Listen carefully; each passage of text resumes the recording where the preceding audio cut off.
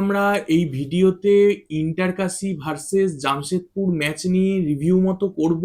এই ম্যাচে কিন্তু জামশেদপুর ইন্টারকাশিকে 1-0 গোলে হারিয়ে দিয়েছে এবং তারা কিন্তু ম্যাচের 19 মিনিটের মাথাতেই সম্ভবত ওয়ান ম্যান ডাউন হয়ে গেছিল।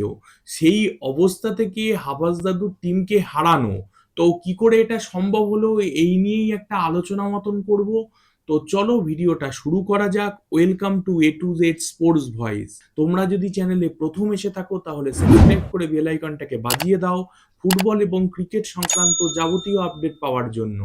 আর ডেইলি আপডেটেড থাকার জন্য আমাদের আদার social media ID Facebook, Insta এগুলোকে ফলো করে রাখতে পারো।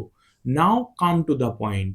দেখো, কালকের ইন্টারকাশি ভার্সেস জামশেদপুর ম্যাচের কথা এলে দুই দলই কিন্তু কাউন্টার অ্যাটাক নির্ভর ফিজিক্যাল ফুটবল খেলতে ভালোবাসে এবং খেলছিলও তাই। তবে ইন্টারকাশির থেকেও জামশেদপুর, তাদের দলে যেহেতু পরীক্ষিত প্লেয়ার রয়েছে মিডিও, সেই মাদিয়া তালাল যে ইস্টবেঙ্গলের প্রাক্তনীয়, তার অবস্থানের ফলে দল কিন্তু বেশি ক্রিয়েটিভ ফুটবলের দিকে যায় এবং তাদের কাউন্টার অ্যাটাকের মধ্যেও কিন্তু ক্রিয়েটিভিটির পরিমাণ যথেষ্ট বেশি ছিল।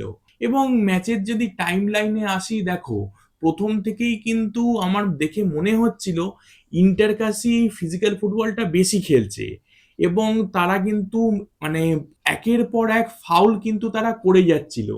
তবে জামশেদপুরই বা কেন পিছিয়ে থাকবে? তখনই কিন্তু জামশেদপুরের পক্ষে ভিনসি ব্যারেটো, সে কিন্তু একটা বাজে ধরনের চ্যালেঞ্জ করে বসে ইন্টারকাশির একটা প্লেয়ারকে এবং সে কিন্তু 19 মিনিটের মাথাতেই রেড কার্ড দেখে মাঠের বাইরে চলে যায়। মানে 10 ম্যান ডাউন তখনই জামশেদপুর। কিন্তু তাদের খেলা দেখে কিন্তু কখনোই মনে হলো না যে তারা 10 ম্যান ডাউন রয়েছে। এবং কুডোস টু তাদের কোচ ওন কোয়েল, যে দলটাকে এমনভাবেই তিনি তৈরি করেছেন, দলের প্লেয়াররা কিন্তু কেউ হারতে জানে না। ম্যাচের শেষ মুহূর্ত অবধি তারা কিন্তু 10 ম্যানে ডাউন হয়েও লড়ে গেল এবং দলের যে ডিফেন্ডার তাদের স্টিফেন এজে, সে দুর্দান্ত খেলেছে। মানে ডিফেন্ড করা, গোল করা এবং তার সাথে সব থেকে বেশি যে জিনিসটার কথা আমি উল্লেখ করতে চাই সেটা হচ্ছে মাদিয়া তালালের সাথে কম্বাইন করা। ভাই, এই তালাল এজে কম্বিনেশন, এটা কিন্তু ডেডলি কম্বিনেশনে এখন পরিণত হয়েছে। ইস্ট বেঙ্গল তাদের এগেনস্টে এই কম্বিনেশনের মাধ্যমে কিন্তু গোল এসছিল এবং আজকেও কিন্তু এই কম্বিনেশনের মাধ্যমেই কিন্তু জামশেদপুর গোল তুলে নেয় এবং 10 ম্যান ডাউন হওয়া সত্ত্বেও ডিসক্লেমার। তো ম্যাচের দেখো প্রথমার্ধে কিন্তু দুই দলই অসংখ্য সুযোগ পেয়েছিল, তবে ক্লিয়ার কাট সুযোগ জামশেদপুরে সেইভাবে আসেনি। তবে অবশ্যই ইন্টারকাশির পক্ষে এসেছিল, একটা নয়, দুটো নয়, তিন চারটে। কখনো সেটা রোহিত দানু, সে মিস করে, কখনো মিস করে সুমিত পাসি, আবার কখনো দেখা যায় প্রশান্ত কে মিস করতে, কিংবা তাদের বিদেশি অ্যালফ্রেড মোয়া, তাকে মিস করতে। এবং এত সুযোগ মিস দুই দলের তরফেই এসছে। ফার্স্ট হাফে কিন্তু 0-0, মানে গোল শূন্য ভাবেই কিন্তু দুই দল হাফ টাইমে যায় এবং হাফ টাইমের বিরতির পরে যখন খেলা শুরু হয় তখন কিন্তু দুই দলই অ্যাটাক করতে থাকে এবং কাউন্টার অ্যাটাক নির্ভর ফুটবল খেলতে থাকে। তবে এখানে রোহিত দানুর একটা লং রেঞ্জার ছাড়া ইন্টারকাশিকে দেখে মনে হয়নি যে তারা আর কোনো সেরাম ক্লিয়ার কাট সুযোগ তৈরি করতে পেরেছে বলে সেকেন্ড হাফে অন্তত। তবে জামশেদপুর তারা কিন্তু 10 ম্যান ডাউন হয়েও সেটা তৈরি করেছে। জামশেদপুরের দলটা স্ট্রাকচারটা তুমি যদি দেখো, দেখবে প্রত্যেকেই কিন্তু পরীক্ষিত প্লেয়ার। স্টিফেন এজে, সে আগেও জামশেদপুরে খেলে গেছে, পরীক্ষিত। মাদিয়া তালাল, এবং এই মাদিয়া তালালকে ইস্ট বেঙ্গলের কোচ অস্কার ব্রুজো সে যে কি করে ছেড়ে দিল, এটা কিন্তু মানে ভাবার বিষয় আছে এবং তার সাথে ম্যানেজমেন্টের বসা উচিত যে তুমি মাদিয়া তালালকে কেন ছেড়ে দিলে। কারণ সল ক্রেসপো তাকে রাখার কোনো মানে হয় না। যদি একটা 13 ম্যাচের মরশুম, সেখানে যদি 6-7টা ম্যাচ যদি সে মাঠের বাইরেই থাকে তাহলে তাকে নিয়ে লাভটা কি ইস্ট বেঙ্গলের? সেই জায়গায় তো তালাল থাকলে খেলতে পারতো। কারণ মিগুয়েল ফেরেরা, আমরা জানি মিগুয়েল ফেরেরার কিন্তু ফর্মের কন্টিনিউটি নেই। সে ভালো প্লেয়ার কিন্তু কোন ম্যাচে কেরাম খেলবে কিন্তু কেউ জানে না। এবং সেটা তার কিন্তু বসুন্ধরার সময় থেকেই এটা তার পরিলক্ষিত হচ্ছে। যাই হোক, আমার মনে হয় ইস্ট বেঙ্গলের ক্ষেত্রে কিন্তু এটা বিগ মিস্টেক হয়েছে তালালকে ছেড়ে দেওয়া, এবং এই সিজনের পর কিন্তু তার দামও বাড়বে, এবং বড় বড় ক্লাব যারা রয়েছে মোহনবাগান, তাদের কিন্তু মিডিয়া দরকার, তারাও চলে যেতে পারে কিন্তু তালালের পেছনে। তো সেকেন্ড হাফে যেটা বলছিলাম, এই ধরনের প্লেয়ারদের অবস্থানের কারণে জামশেদপুরে তারা কিন্তু যথেষ্ট পরিমাণ দুর্দান্ত ফুটবল খেলতে থাকে, এবং একটা সময় কিন্তু ডেড বল সিচুয়েশন পায় জামশেদপুর, এবং ম্যাচের 56 মিনিটের মাথায় বক্সে কার্লিং বল যেটা মাদিয়া তালাল ভাসিয়ে দিয়েছিল, সেখান থেকে কিন্তু দুর্দান্ত হেড করে যান স্টিফেন এজে। একজন ডিফেন্ডার হয়ে তিনি কিন্তু পরের পর ম্যাচ গোল করে যাচ্ছে, এটা কিন্তু অসাধারণ একটা স্ট্যাট। এবং তার গোলটা দেখে মনে হলো তার কিন্তু মাথার থেকেও বলটা কিন্তু পায়ে লেগে বলটা ঢুকেছে। তবে যাই হোক, মাথায় লাগুক আর পায়ে লাগুক, গোলটা গোল। এবং মাদিয়া তালাল এবং স্টিফেন এজের যে এফোর্ট, তালালের কার্লিং বল এবং এজের হেড দেওয়ার প্রচেষ্টা, দুটোকেই কুর্নিশ।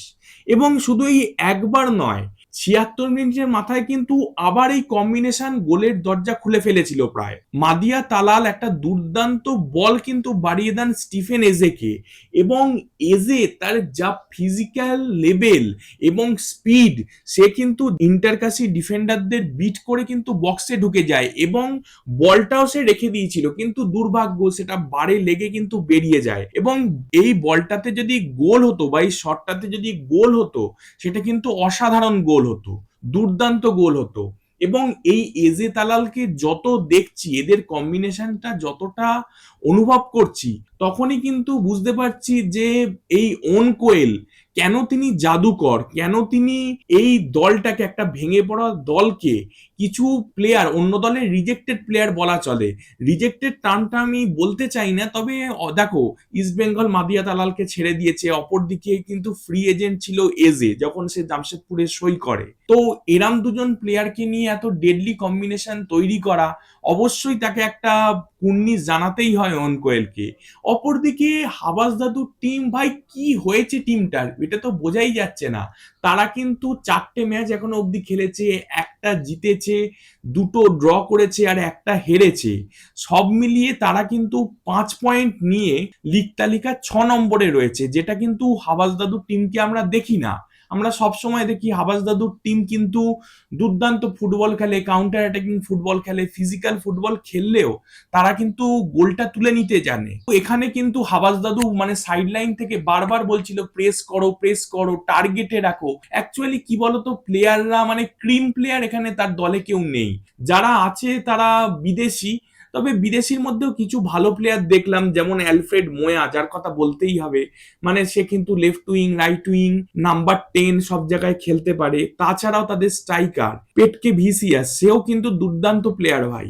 নাম্বার 9 অল্প বয়স লিথুনিয়ান স্ট্রাইকার, আগের এক লিথুনিয়ান স্ট্রাইকারকে তোমরা দেখেছো, জামশেদপুরই এনেছিল, নেরিজাস ভালাস্কিস, সেও কিন্তু সেই লেভেলে রিচ করতে পারে।